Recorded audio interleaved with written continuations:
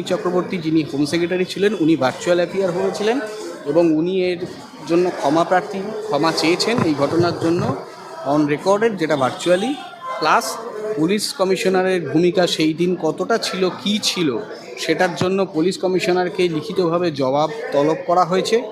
আর আইসি কসবা তাকে শোকজ করা হয়েছে, তাকে 3 সপ্তাহের মধ্যে লিখিতভাবে জবাব দিতে হবে কোর্টের কাছে। সেই দিন তার ভূমিকা কী ছিল এবং কার আন্ডার ইনস্ট্রাকশনে এত বড় ঘটনা ঘটানো হলো। যদি সেখানে কোনো রকম কোনো অ্যান্টি সোশ্যাল অ্যাক্টিভিটি থাকতো বা অ্যান্টি সোশ্যাল অ্যাক্টিভিটি হবে, পুলিশের কাছে আগাম সতর্কতা বা আগাম খবর ছিল, তাহলে সেক্ষেত্রে পুলিশের ইন্টেলিজেন্সের থেকে সেই খবর থাকা সত্ত্বেও পুলিশ কেন থ্রি লেয়ার প্রোটেকশনের ব্যবস্থা করেনি। ডাইরেক্টলি শিক্ষকদের ওপর লাঠিচার্জ করা হয়েছে। শুধু তাই নয়, তার ওপর উল্টো তাদের ওপর স্বতঃপ্রণোদিতভাবে মামলা করা হয়েছে। এটা ঠিক নয়। সো তার ভিত্তিতে এফআইআর অলরেডি আন্ডার সেকশন 223-তে এফআইআর স্টে করানো হয়। আজকে জাস্টিস তীর্থঙ্কর ঘোষ এই রায় দেয় যে কোনো রকম এফআইআরের কোনো কাজ হবে না, এফআইআর স্টে করা হয়েছে। আর 2 নম্বর হচ্ছে আন্ডার সেকশন 173 অফ বিএনএসএ, আমরা যেটা চেয়েছিলাম বিএনএসএসে যে সেই টার্মিনেটটা হয়নি, কিন্তু এসআই অরুণাভ সাহা এবং এসআই রিটন দাসকে কোনো রকম কোনো ইনভেস্টিগেশনের অ্যাজ এ ইনভেস্টিগেটিং অফিসার হিসেবে রাখা যাবে না, এটা পরিষ্কার নির্দেশ দেওয়া হয়েছে। 3 সপ্তাহের জন্য তাদেরকে সাসপেন্ড করা হয়েছে। আর আইসিকে শোকজ করা হয়েছে, লিখিতভাবে নোটিশ দিতে হবে কোর্টে। ঘটনা ঘটলো শুধুমাত্র 3 সপ্তাহের সাসপেনশন কি না, তাকে তো টার্মিনেট তো করা হলো। টার্মিনেট এরকমভাবে ধীরে ধীরে করতে হয়, এটা টার্মিনেট একবারেই হয়ে যাওয়ার কোনো ব্যাপার নেই। ব্যাপারটা হচ্ছে আমরা তো চেয়েছিলাম টার্মিনেট, এবং জাস্টিসের অবজারভেশন যা এভিডেন্সের ওপর অবজারভেশনের ওপর বেস করে উনি রিপোর্ট চেয়ে পাঠিয়েছেন, এবং প্রথমে দুম করে হয়তো উনি ভেবেছেন যে টার্মিনেট করে দেওয়াটা ঠিক হবে না, প্রথমে সাসপেনশন রাখা উচিত। সাসপেন্ডে থাকাকালীন উনি তো ডিউটিতে কোনো রকমভাবে কোনো ইনভেস্টিগেশনের পার্ট হতে পারবেন না এবং ইনভেস্টিগেশনের কোনো অফিসার থাকতে পারবেন না, মানে ওনাকে সাসপেন্ড থাকতে হবে। তো সেখানে ওয়ান কাইন্ড অফ টার্মিনেটরে এটা প্রিলিমিনারি স্টেজ আমরা মনে করছি। এটা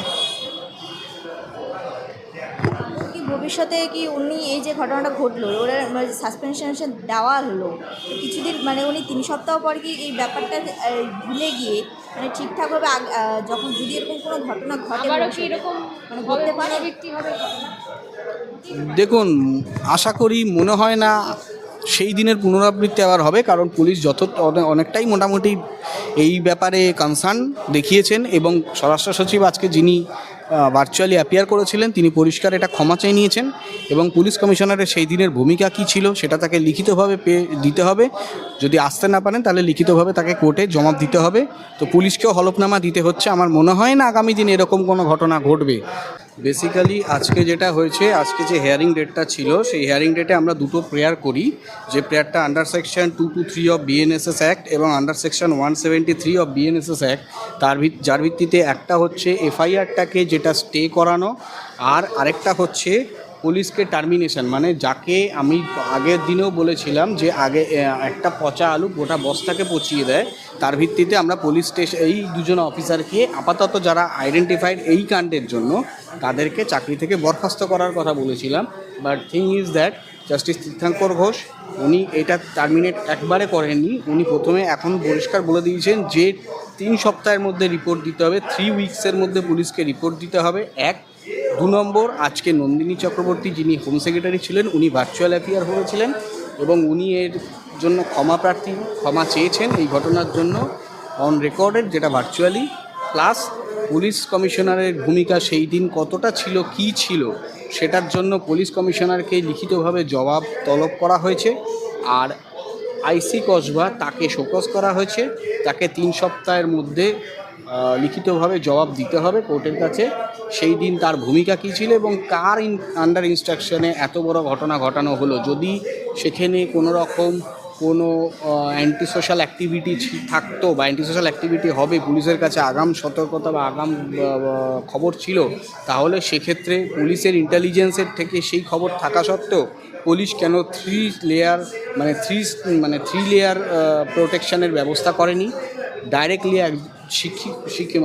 শিক্ষকদের ওপর লাঠিচার্জ করা হয়েছে। শুধু তাই নয়, তার ওপর জোড়া উল্টো তাদের ওপর স্বতঃপ্রণোদিতভাবে মামলা করা হয়েছে, এটা ঠিক নয়। সো তার ভিত্তিতে এফআইআর অলরেডি আন্ডার সেকশন 223-তে এফআইআর স্টে করানো হয়। আজকে জাস্টিস তীর্থঙ্কর ঘোষ এই রায় দেয় যে কোনো রকম এফআইআরের কোনো কাজ হবে না, এফআইআর স্টে করা হয়েছে। আর 2 নম্বর হচ্ছে আন্ডার সেকশন 173 অফ বিএনএসএ আমরা যেটা চেয়েছিলাম, বিএনএসএসে যে টার্মিনেট, সেই টার্মিনেটটা হয়নি, কিন্তু এসআই অরুণাভ সাহা এবং এসআই রিটন দাসকে কোনো রকম কোনো ইনভেস্টিগেশনের মধ্যে ইনভেস্টিগেশনের অ্যাজ এ ইনভেস্টিগেটিং অফিসার হিসেবে রাখা যাবে না, এটা পরিষ্কার নির্দেশ দেওয়া হয়েছে। 3 সপ্তাহের জন্য তাদেরকে সাসপেন্ড করা হয়েছে। আর আইসিকে শোকজ করা হয়েছে, নোটিশ লিখিতভাবে নোটিশ দিতে হবে কোর্টে।